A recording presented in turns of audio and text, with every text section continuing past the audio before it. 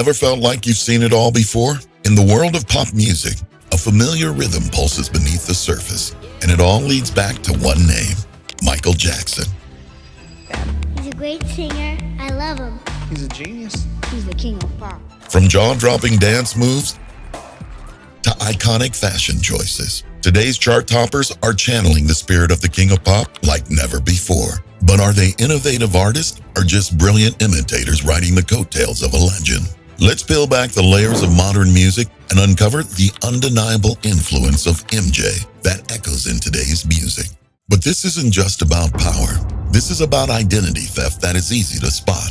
Michael Jackson doesn't just influence today's biggest names in music, he shapes the very foundation of their art. Chris Brown's dance moves, The Weeknd's mysterious character, Bruno Mars' retro funk, and Rihanna's ability to cross genres are all just a few examples. And here's where it gets interesting. Some of these stars have openly admitted it, but who else has said it? Move for move, beat for beat, they've built their careers following the same blueprint. It's not even about whether they're copying Michael anymore. It's about how willing they are to keep up the illusion. What if the most groundbreaking artists of our generation are simply echoes of a legend? What if Michael Jackson never truly left the stage? What if he returned 5 times over? Chris Brown, the dancing machine reborn.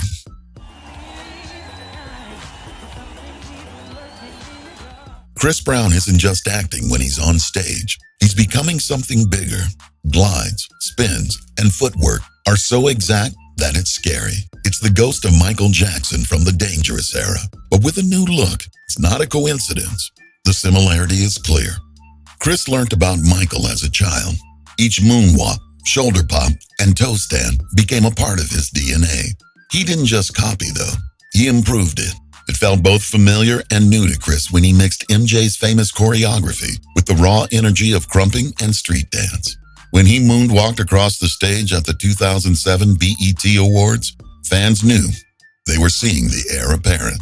Then Thriller came out. Chris did the whole dance routine live on tour, red jacket and all. It wasn't a remix or a tribute. It wasn't just a greeting. It said something. Chris made it clear, Michael Jackson is everything. That's what I'm likened to. That's the point. But Michael did more than just dance to get people excited. Iconic was also built by him. Silent but powerful, Michael could fill stadiums without uttering a single word. If Chris Brown brought the moves, someone else mastered the mystery. The Weeknd owns that part. The Weeknd, the mystery man in red. I always use Michael as, first and foremost, as a vocal inspiration. And Off the Wall was definitely the one that made me feel. Michael Jackson was great on stage, but he was also very good at being seen without being known. He knew how to keep things secret, rarely did interviews, talked in a soft, vague way, let his dance and music speak for themselves instead of going on a press tour, and his mystery made him seem bigger than life. Let's look at The Weeknd. During his time on After Hours, he became a full-fledged figure. Red suit, gloves are black, nosebleed, bandages for plastic surgery. He walked through chaos in his movies, hitting cars, getting lost, and bleeding on stage. But he didn't say much. There are no press runs, no giving too much, just for show. It wasn't an oversight, it was planned. He knew how powerful it was not to explain yourself, just like MJ. Who Isn't by Michael Jackson and Every Angel is Terrifying by The Weeknd are very similar. Both are cold, scary, and far away. Sound-wise, Dirty Diana and In the Night are like emotional twins. The vocals are both urgent and the music has a sharp edge. The Weeknd even gives MJ credit. He said, "Off the Wall is where I found my falsetto." But here's the catch. Is The Weeknd just carrying on the tradition, or is he making it into something intended? You could say that he's mysterious, but that's now part of his brand plan. While Michael Jackson used his absence to make an icon, The Weeknd used it to build excitement and stay in charge. So the question still stands. Are we witnessing a tribute or a calculated blueprint in action? Michael Jackson turned mystery into power. The Weeknd turned it into an entire genre. Bruno Mars, MJ's musical twin. Michael Jackson would always go, he was more like a beauty queen from a movie scene. Bruno Mars sounds like he stepped into Michael Jackson's vault and came out with a blueprint for modern funk pop. The smooth lyrics in Versace on the Floor are like Off the Wall came back to life as soon as the song starts. It sounds exactly like MJ. The groove, the beat, and the soft falsetto. You'll feel like you're back in 1979 when you play Treasure, a record that never went out of style. Bruno doesn't just bring funk pop to life, he lives it. It's easy to hear if you compare Rock With You to Versace on the Floor. The bass lines move in the same way. The sounds all shine the same way. The tunes are smooth, seductive, and made to be danced to. So it feels like the whole thing is one language. It's not just the sound though. Look at Bruno perform. The nice clothes, the coats from the past, the quick steps and accurate mic moves. It's not an image, it's a copy. Michael can't be touched, but I try to carry the spirit, Bruno once said. But now the real question is, how much of this is respect and how much is too much? Because when the impact is this clear, some people start to wonder if originality is lost in the line of copying. Rihanna, the shapeshifter like Mike. Michael Jackson changed sounds, styles, and characters with each album. From Off the Wall to Invincible, he was a real shapeshifter. Rihanna goes in the same direction.